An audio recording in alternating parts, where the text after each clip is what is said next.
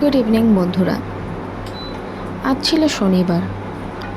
এমনিতেই এখন বৃষ্টির মধ্যে যেরকম ওয়েদারের অবস্থা করে রেখেছে, তাতে করে শরীরটা একটু ক্লান্তই ছিল। না কিছু খেতে ইচ্ছে করছিল, আর না ভাল লাগছিল কিছু রান্না করতে। সেই জন্যই ভাবলাম একটু ছিলকা বানিয়ে খাওয়া যাক। বেশি খাটতেও হবে না, আর পেটও ভরে যাবে। আমি এখানে আটার ব্যবহার করেছি, অনেকে এতে ময়দাও ব্যবহার করে থাকেন। আর তার সাথে দিয়েছি কলা। আমার একটু টেস্টি আর হেলদিও খেতে ইচ্ছে করছিল, তাই জন্য আমি এখানে একটু নুন আর একটু চিনি ব্যবহার করেছি। যেহেতু আমার কাছে গুড় ছিল না, কিন্তু খুব অল্প পরিমাণেই আমি এখানে চিনি দিয়েছি, যেহেতু বেশি মিষ্টি আমি খাই না। আর তার সাথে দিয়েছি জোয়ান। আমি এখানে সব কিছু একসাথে মিক্স করে একটা ব্যাটার তৈরি করে নেব। আপনারা থিকনেসটা দেখতেই পাচ্ছেন ব্যাটারের।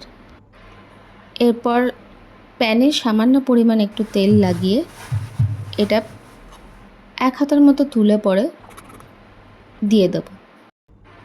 এর আগে আমি কোনোদিন নিজের হাতে বানাইনি ছিলকা, সাধারণত মাই বানিয়ে দিত আর আমি খেতাম বসে বসে। তাই এখানে দেখতে পাচ্ছেন আমার তুলতে গিয়ে একটু অসুবিধা হয়েছে। ঠিকমতো পরিমাণ করে পরে এটাকে স্প্রেড করতে না পারলে প্যানে এটা লেগে যাওয়ার চান্স বেশি থাকে, যেহেতু কম তেলে তৈরি হচ্ছে।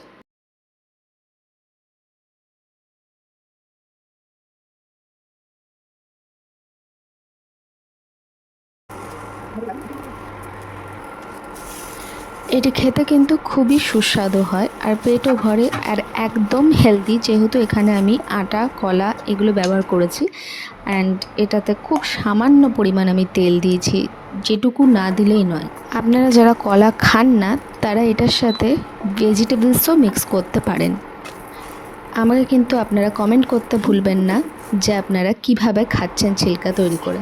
আর আমি এটাকে ছিলকা বলে থাকি, আপনারা কারা কি বলেন এটাকে, সেটা কিন্তু অবশ্যই আমাকে কমেন্টে জানাবেন।